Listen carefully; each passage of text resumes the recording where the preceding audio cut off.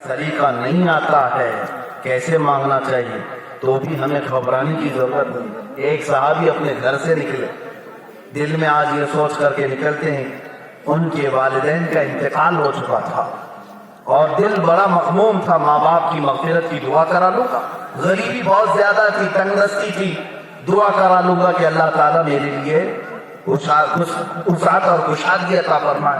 گھر سے یہ سوچ کر نکلے، جب مسجد میں پہنچے تو عصر کی نماز ہو چکی تھی۔ حضور سے عرض کرنے کے لیے قریب آئے تو دیکھا بڑے بڑے صحابہ نے حضور کو گھیر لیا، سب بڑے بڑے صحابہ قریب بیٹھے ہوئے تھے۔ یہ صحابی کہتے ہیں بولنے کی ہمت نہیں ہوئی، مغرب تک بیٹھا رہا لیکن سامنے جانے کی ہمت ہی نہیں۔ مغرب کے لیے حضور تشریف لے آئے، نماز پڑھائے اور پھر حضور بیٹھے رہے۔ یہ صحابی کہتے ہیں میں بڑھنے والا تھا کہ پھر کئی صحابہ آ کر حضور کے اطراف بیٹھ گئے، سب اپنی اپنی باتیں کرنے لگے اور حضور پاک ان کو نصیحت بھی کرتے رہے۔ میری ہمت نہیں ہو سکی کہ سب کے مجمع میں میں اپنی بات کروں۔ عشاء ہو گئی، عشاء پڑھائی رسول پاک صلی اللہ علیہ وسلم۔ عشاء کے بعد میرے آقا سیدھے حجرے پر چلے جاتے، اپنے گھر میں داخل ہو جاتے۔ یہ صحابی کہتے میں آیا تھا کچھ حاجتیں لے کر لیکن کہنے کی ہمت ہی نہیں ہوئی۔ کہتے ہیں میں پیچھے پیچھے حضور کے چلنے لگا، حضور پاک اپنے حجرے تک پہنچے، دروازہ کھولا اور پلٹ کر کے میرے آقا نے میری طرف دیکھا اور فرمایا جا اللہ تیرے والدین کی مغفرت فرمائے اور تیری تندرستی کو مولا دور فرمائے۔ وہ صحابی کہتے ہیں میں ابھی زبان سے کہنے نہ پایا تھا، میرے دل میں جو حالات تھے مصطفیٰ نے اسے بھی سنا اور میرے لیے دعا اس کے نفاذ۔ عزیز علیہ ما عنتم، تمہارا تکلیف میں پڑنا اس رسول کو گوارا نہیں، برداشت نہیں۔ بس آج حالات یہ ہو گئے کہ ادھر سے چہرہ موڑ لیا، اس کی جے اس کی جے پکارتے ہوئے ہم ٹکڑوں میں بٹ گئے اور اپنے حالات غم کسی اور کو سناتے رہے، ان لوگوں کے پاس سناتے ہیں جو ہمارا مذاق اڑاتے ہیں، سن کر کے پھر ہماری مدد نہیں مذاق اڑاتے ہیں۔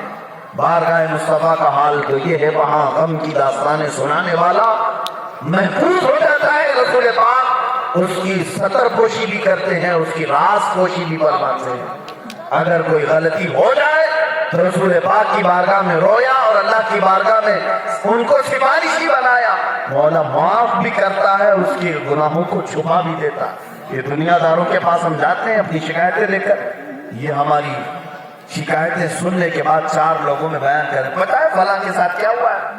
ارے اس کے گھر میں تو اتنی کڑکی چل رہی، میرے پاس رو رہا تھا، ہاں دھندا نہیں چل رہا ہے، بند ہو گیا، میرے پاس رو رو کے گیا ہے، میرے پاس قرضہ مانگ رہا تھا۔ جس کے پاس جاتے وہ مذاق اڑاتا ہے چار کے سامنے، لیکن اپنے رسول پاک کے پاس جس نے اپنی شکایت کی اس کو اس کے باپ کے پاس بھی نہیں، اس کے بیٹے کے پاس بھی نہیں بتایا جاتا کہ تمہارے گھر سے کوئی شکایت لے کر کے آیا تھا۔ میرے عزیزو اسی لیے بارگاہ مصطفیٰ کی طرف لو لگاؤ۔ اعلیٰ حضرت نے یہی تو ہمیں سکھایا تھا، حضور کی طرف متوجہ ہو کر یوں کہو میں مجرم ہوں آقا مجھے ساتھ لے لو، میں مجرم ہوں آقا مجھے ساتھ لے لو، کہ رستے میں ہیں جا بجا تھانے والے، چمک تجھ سے پاتے ہیں سب پانے والے، میرا دل بھی چمکا دے چمکانے والے۔ سعادت الدارین کتاب میں ایک حکایت نقل کی بزرگ نے، فرماتے ایک غریب آدمی ایسا پریشان حال تھا، قرضے لیا تھا بہت سارے لوگوں سے لیکن قرضے ادا نہیں کر پا رہا تھا، تو سارے جو قرض دار تھے وہ آ کر کے قرض خواہ جو تھے جنہوں نے قرضہ دیا تھا وہ آ کر قاضی کے پاس مقدمہ دائر کرتے، کہتے ہیں یہ شخص ایسا ہے قرضے لیتا ہے اور پھر دیتا نہیں، لوٹاتا نہیں ہے۔ قاضی نے بلایا اور پوچھا کیوں نہیں دیتا؟ کہا کمائی نہیں ہے۔ کہا پھر کہ قرضے لیتا کیوں ہے؟ کہا گھر چلتا نہیں ہے، تکلیف میں ہوں مجھے مہلت دے دے۔ قاضی نے کہا صرف 3 دن کا ٹائم دیتا ہوں، اگر ان کے قرضے نہیں لوٹایا تو جیل میں ڈال دوں گا، جیل میں ڈال دوں گا۔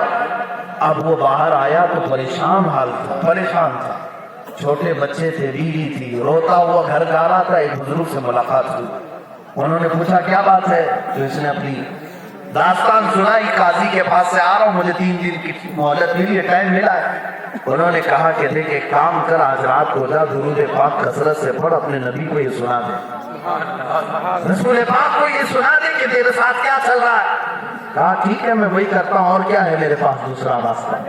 گھر آیا، رات کو درود پاک کثرت سے پڑھتا رہا، اور جب کسی کے غم زیادہ پریشان کریں تو آنکھوں سے آنسو نکل آتے، اور جب دل ٹوٹ کر کے آنکھوں سے آنسو آتے یہی وہ وقت ہوتا ہے جب مدینے کے تاجدار تشریف لاتے ہیں۔ رویا، بہت رویا، اس کا بستر گیلا ہو گیا، اتنا رویا اس رات کو، کیونکہ حالات کا مارا ہوا تھا، پریشان تھا۔ سو گیا، خواب میں میرا آقا تشریف لائے، حضور پاک صلی اللہ تعالی علیہ وسلم نے اسے اٹھایا اور فرمایا کیا تو نے مجھے یاد کیا؟ اس غریب مفلس شخص نے کہا کہ ہاں یا رسول اللہ، میرے حالات آپ سے چھپے نہیں ہیں، میں مقروض ہوں، قرض کے بوجھ تلے دبا ہوا، پریشان حال، غموں کا مارا۔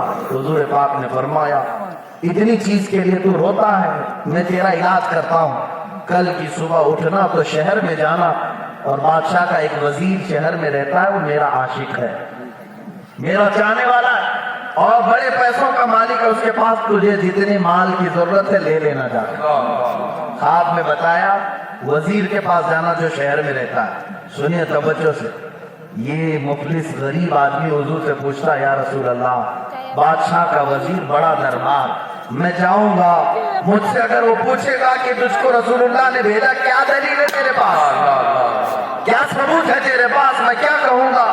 حضور پاک نے فرمایا اگر وہ تجھ سے کوئی ثبوت پوچھے، اگر کوئی تجھ سے دلیل پوچھے کہ میں نے بھیجا ہے، تو صرف اتنا کہہ دینا کہ اے وزیر، روزانہ تو سارے لوگوں سے چھپ کر رات میں 1000 بار حضور پر درود بھیجتا، فجر کے وقت سے پہلے پہلے تک 1000 بار درود پڑھتا ہے، اور کل کی رات تو پڑھنا بھول گیا اور سو گیا، اور یہ راز سوائے میرے کسی کو نہیں معلوم، جا کر اتنی بات کہنا۔ یہ صبح جب نیند سے بیدار ہوا تو اٹھا دوڑتا ہوا گیا، اس وزیر کے دربار میں جا کر کہا مجھے رسول اللہ نے بھیجا ہے۔ اس وزیر نے کہا میاں آئے تو جس حاجت کے لیے کہو، کیوں کہتے ہو کہ نبی نے بھیجا ہے؟ کہا نہیں، حقیقت میں حضور نے بھیجا، اور تیری ایک بات بھی بتا کر بھیجا، روزانہ تم سارے دنیا سے چھپ کر حضور کی بارگاہ میں 1000 بار درود پڑھتے ہو، اور کل کی رات بھول گئے اور سو گئے۔ جب اتنا سنا تو اپنی کرسی سے اچھل کر نیچے آ گیا، کہا یہ بات تو میری بیوی کو بھی خبر نہیں، اگر تو میرا یہ راز جانتا ہے تو یقیناً مدینے کے تاجدار نے بتایا ہوگا۔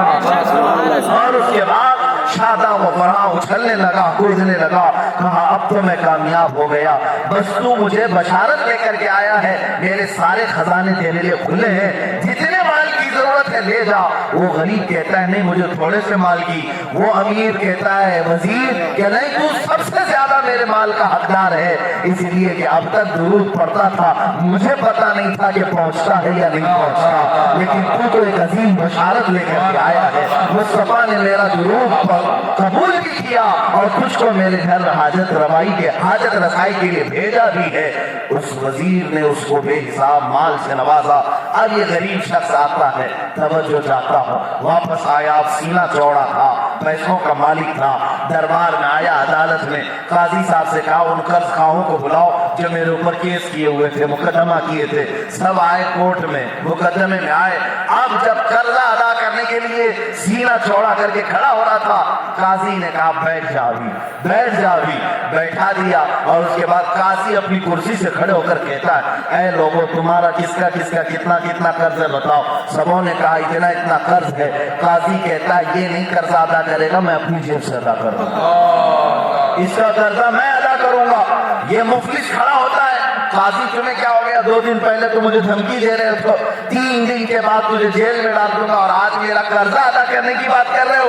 قاضی صاحب کہتے ہیں 3 دن پہلے میں تجھے پہچانتا نہیں تھا، جب تو یہاں سے گیا تو خواب میں میرے آقا تشریف لائے اور تیری طرف دکھا کر کے مجھے کہا کہ قاضی یہ میرا غریب امتی ہے، یہ مفلس امتی ہے، یہ قرض کے بوجھ سے دبا ہوا ہے، اگر تجھے اللہ نے نوازا ہے تو تو اپنے مال سے اس کا قرضہ ادا کر، مولا تجھے جنت میں محل عطا فرمائے گا۔ وہ قاضی کہتا ہے میں نے رسول اللہ کی بشارت سنی ہے، تیرا قرضہ ادا کرنے پر مجھے جنت کا محل ملے گا، میں یہ سودا کسی اور کے حوالے نہیں کر سکتا، تو بیٹھ جا میں قرضہ ادا کرتا ہوں۔ ابھی قاضی اور یہ مفلس غریب آدمی کی تکرار چل رہی تھی، جو قرض خواہ کھڑے تھے وہ سب کھڑے ہو کر کے کہنے لگے قاضی صاحب ہم برجستہ اعلان کرتے ہیں، نہ اس مفلس سے ہمیں قرضہ واپس کی ضرورت ہے، نہ آپ کے سے ضرورت ہے، ہم نے اپنے قرضے معاف کر دیے، اور زندگی میں پھر اگر اس سے ضرورت ضرورت ہو تو ہمارے دروازے کھلے ہیں، یہ لے جا سکتا ہے۔ اس لیے کہ اس سے پہلے ہم نہیں جانتے تھے کہ یہ غریب آدمی بارگاہ مصطفیٰ میں بھی کوئی مقام رکھتا ہے، اس کی سفارش بھی مدینے کا تاجدار کرتا ہے۔ ہم نے اپنے دروازے اس کے لیے کھول دیے ہیں۔ اسی لیے تو شاعر نے کہا ہے اتنا دیا سرکار نے مجھ کو جتنی میری اوقات نہیں، اتنا دیا سرکار نے مجھ کو جتنی میری اوقات نہیں، یہ تو ان کا کرم ہے ورنہ مجھ میں تو ایسی بات نہیں۔ میرے کریم سے گر قطرہ کسی نے مانگا، دریا بہا دیے ہیں رڑبے بہا دیے۔ سبحان اللہ۔ آتا ہے فقیروں پہ انہیں پیار کچھ ایسا، خود بھیک دیں اور خود کہیں منگتے کا بھلا ہو۔ کون ہے اس دنیا میں جو عطا بھی کرتا ہو اور عزتوں سے بھی نوازتا ہو؟ یا ایک بار کسی کے ہاں سے مانگ کر کے دیکھو، دوبارہ وہ پھر تمہیں غلام سمجھنے لگتا ہے، تمہیں ہلکا سمجھنے لگتا ہے۔ لیکن اس مصطفیٰ کے دربار میں مانگنے والا پھر عزتوں سے نوازا بھی جاتا ہے۔ اے میرے عزیزو، آج بھی دروازہ کھلا ہے، اپنے حالات غم اسی دربار میں کیوں نہ سنائیں جہاں مانگتے تاجدار پھرتے ہیں، جہاں شاہوں کے تاج بھی جھکے نظر آتے ہیں۔ وہاں ہم کیوں نہ پہنچے جہاں وقت کے دارا و سکندر بھی غلامی کی حالت میں پہنچتے ہیں۔ نفس گم کردہ میاں جنید و بایزیدی جہاں، یہ وہ دربار ہے جہاں وقت کے جنید بغدادی اور بایزید بستانی بھی آتے تھے، روضہ رسول کے پاس سانسیں روک کر کے آتے تھے، نکلنے والی سانسوں سے بے ادبی نہ ہونے پائے۔ اتنا عالی دربار آج بھی مدینے میں موجود ہے۔ لیکن ایک بات ہے سنیو، یاد رکھو، ہم اس جماعت سے تعلق نہیں رکھتے جن کا یہ عقیدہ ہے کہ مر کر مٹی میں مل گئے۔ ہم اس جماعت سے تعلق رکھتے ہیں جس کا ببانگے دوہل یہ عقیدہ ہے تو زندہ ہے واللہ، تو زندہ ہے واللہ۔ میری چشم عالم سے چھپ جانے والے جب رسول رحمت کو اپنی قبر میں زندہ سمجھتے ہیں تو اپنی حاجت روائی کا بادشاہ بھی مدینے کے تاجدار کو ہی سمجھتے ہیں۔